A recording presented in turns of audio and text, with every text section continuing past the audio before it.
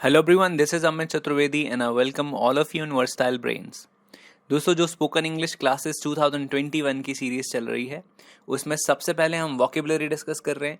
और ये vocabulary videos आपको कंपटीशन एग्जाम में तो मदद करेंगे ही साथ आपकी स्पोकन इंग्लिश को भी इम्प्रूव कर देंगे। तो दोस्तों, अभी जो चैप्टर हम डिस्कस कर रहे हैं वो है common words for daily speaking. और इस चैप्टर के अंदर हमने 12 वीडियोज ऑलरेडी डिस्कस कर लिए हैं। अगर आपने वो वीडियोस नहीं देखे हैं तो आप इस चैनल की प्लेलिस्ट में जाइए और उन वीडियोस को भी देख लीजिए। तो दोस्तों, ये उसी चैप्टर का 13वां वीडियो है और आई होप कि ये वीडियोस आपको पसंद आ रहे होंगे। और साथ ही साथ अगर आप इस चैनल पर नए हैं तो प्लीज़ इसको सब्सक्राइब कर लें।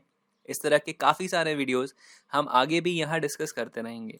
तो दोस्तों, ये हमारे 4 मेन मोटिव्स हैं जिनको लेके हम ये वीडियोस डिस्कस कर रहे हैं। उसमें पहला है हम वर्ड पावर इंप्रूव करेंगे, दूसरा स्पेलिंग सीखेंगे, तीसरा उनका प्रोनाउंसिएशन जानेंगे और चौथा उनकी हिंदी मीनिंग सीखेंगे। तो दोस्तों, चलिए शुरू करते हैं। आज का पहला जो शब्द है वो है तलाश।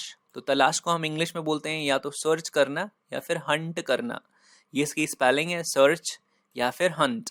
सर्च करना भी होता है तलाश करना और हंट करना भी होता है तलाश करना।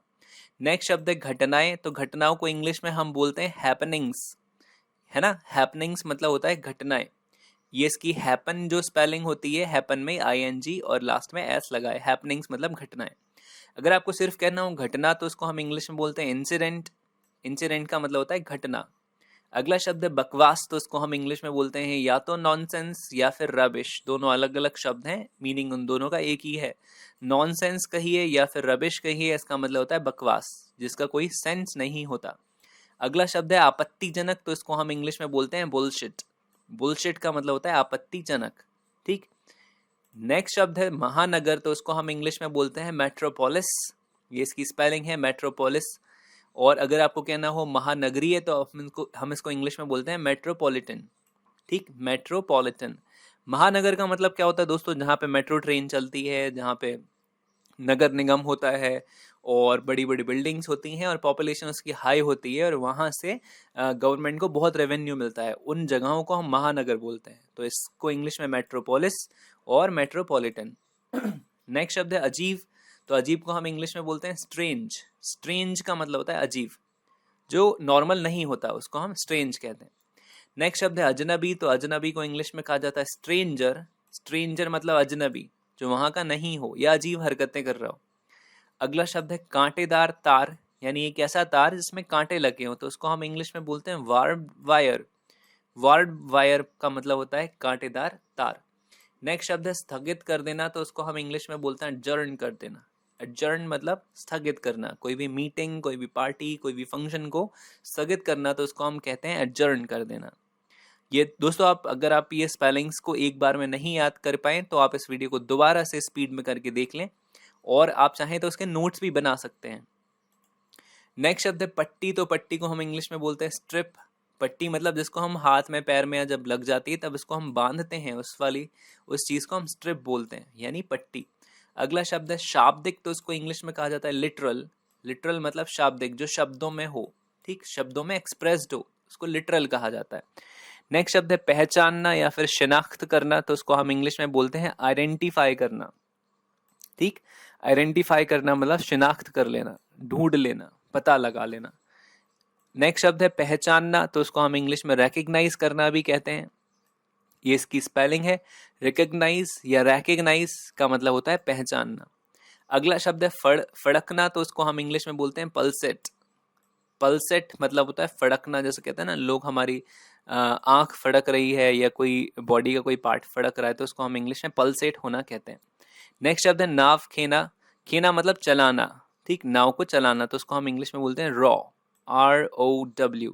रॉ मतलब चलाना नाव को।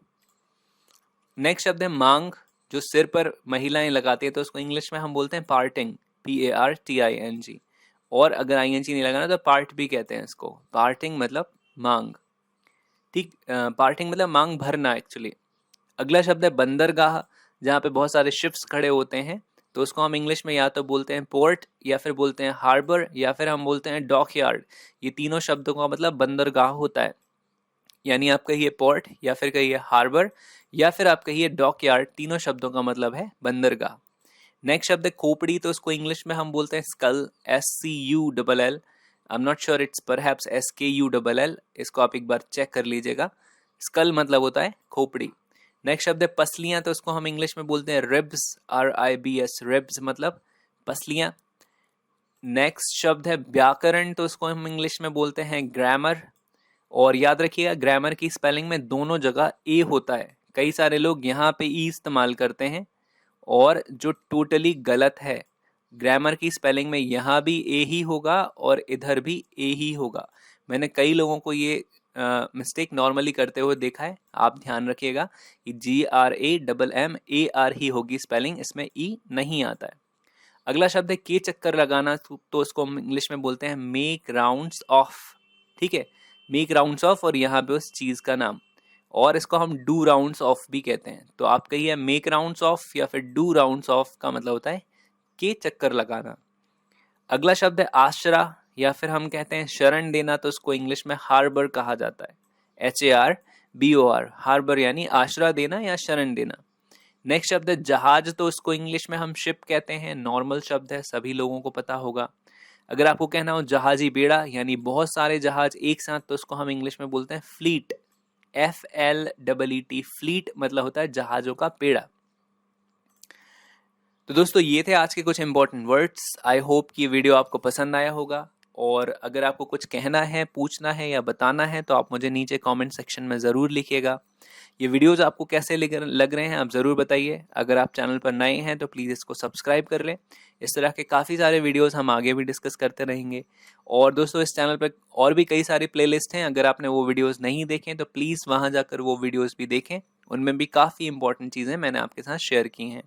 दोस्तों अगर आप मुझे कुछ कहना या पूछना या बताना चाहते हैं तो आप मुझे फेसबुक पर इस यूज़र नेम के साथ भी सर्च करके मैसेज भेज सकते हैं। और अभी अपन मिलेंगे अगले वीडियो के साथ। तब तक के लिए have a good day, bye.